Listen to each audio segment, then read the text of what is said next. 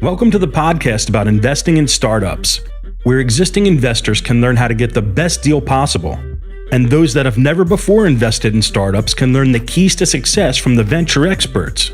Your host is Nick Moran, and this is The Full Ratchet. Welcome to another special release of Investor Stories. On this installment, the experts discuss a startup that they did not invest in, why they passed, and if there was a key learning that now informs their approach. Here is the segment called Why I Passed.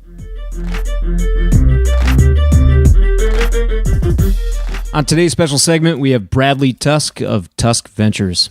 Bradley, can you tell us about a good or a bad pass? A story about a startup that you passed on.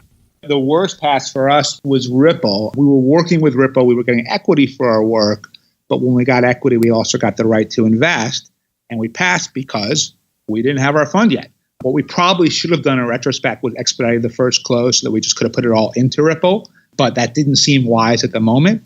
And obviously, Ripple went on. This was their Series B at the time to do incredibly well. The equity that we did get for our work has worked out nicely, but it was definitely a fraction of what it would have been worth. We invested in Bird at the Series A, $1 million, and we invested in every round since then. That's obviously gone incredibly well. But Bird wanted to pay us cash for our actual day-to-day work as opposed to equity. And I said okay to that. And I keep kicking myself every morning because if I had taken equity instead of cash, it would have been an incredible amount of money.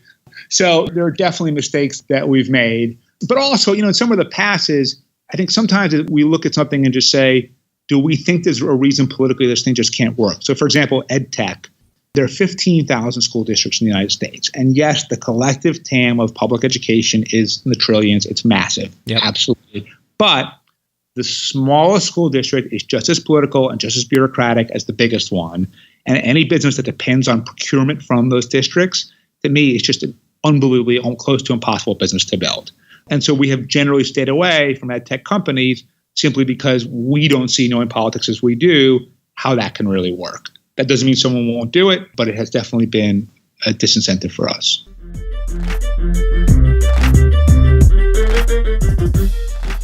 On today's special segment, we have Roy Bahat of Bloomberg Beta. Roy, can you tell us about the anti-portfolio, either a good or a bad pass? So I think anti-portfolios in very early investing miss the point. Okay. And here's why I think they miss the point. And I'll answer your question directly in a second, but first let me say why I think it misses the point, is most of the things that we are not investors in are because we didn't see it.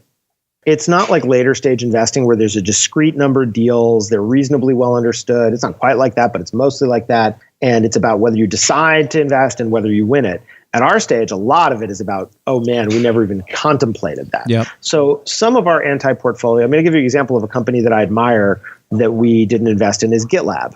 It's an open source Git implementation, competes with GitHub, and we love those kinds of software tools that make people more productive. And to be honest, when we heard the concept, we're like, okay, open source GitHub. We didn't quite get the concept. GitLab doesn't even know this probably, but it's changed the entire way we think about Y Combinator. Because what happens with the Y Combinator is you see a list of companies, you see them talk for 2 minutes, and you basically see their concepts.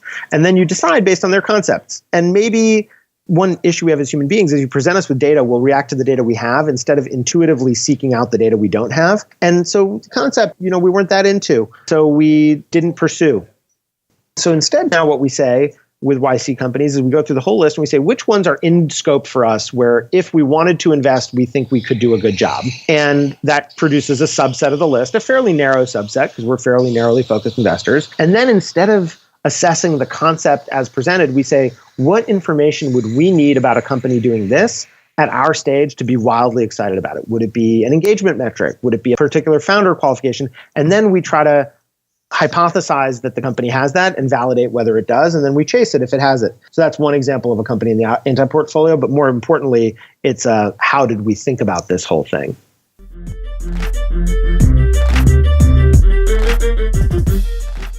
On today's special segment, we have Brian Ascher of Venrock. Brian, I want to hear about the anti-portfolio. A good or a bad pass? Oh, man. Can you tell us a story about a startup you passed on? There's always going to be a bunch of them if you've done this long enough. And someone gave me some good advice early on, which is you want an anti-portfolio, because if you can't say that you passed on some that went on to be great, then you were just in the wrong pond to begin with. But one that's particularly painful to me was Twilio. Very successful company, I think almost a $6 billion market cap. And the founder, Jeff Lawson, a terrific guy, was someone that I had backed in his very first startup. He was still in college. We first met in his dorm room in Michigan. That first startup was way ahead of its time. It was a student note-taking application where students who attended a lecture would write up notes and be able to share them with their classmates, and it would serve as a study guide. Sure. It was controversial with schools because they feared it would result in students not attending the lectures. This was early days of internet and early days of social. We kind of rode the first wave of the internet up. We sold to another college-oriented company, and then the bubble burst and things didn't end all that well. I stayed in touch with Jeff. He did a bunch of other things, including some physical retail concepts. And I heard about Twilio from him pretty early on.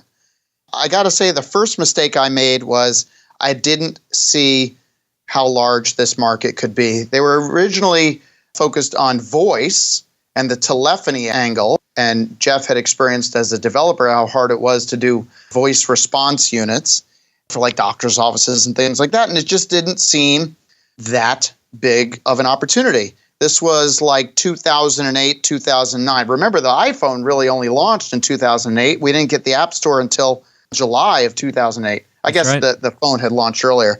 So I totally missed how prolific messaging would be and how even a mobile app would have a messaging aspect that would have to go through the telephony network through SMS. And so that was mistake number one. Mistake number two was believing that the incumbent telcos would ultimately erode the margin here. And the mistake was that though Twilio had to be a reseller of telco capacity, the telcos had no capability to serve and market to a developer audience, which was really the essence of my third mistake, which is underestimating just how good the founder market fit was in this case, and that Jeff is really, really good at understanding developers and how to add value to them, the way he created a super simple language to add Twilio services to your application, and his ability to compel and convince and package for the developer community. I think I didn't fully appreciate how good Jeff would be at that, and he's still leading the company today. So obviously he also had the ability to scale. So that one hurts, but I'm very excited for Jeff and his investors and learned a lot of lessons on that one.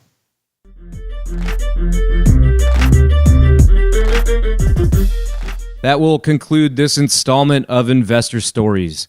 If you're enjoying the program and would like to see it continue, take a moment and leave a 5-star review in iTunes. Also, if you'd like updates on new content from TFR, as well as the top 10 VC articles every week, go to fullratchet.net and sign up for the newsletter. Okay, that will wrap things up for today. Until next time, over-prepare, choose carefully, and invest confidently. Thanks for joining me.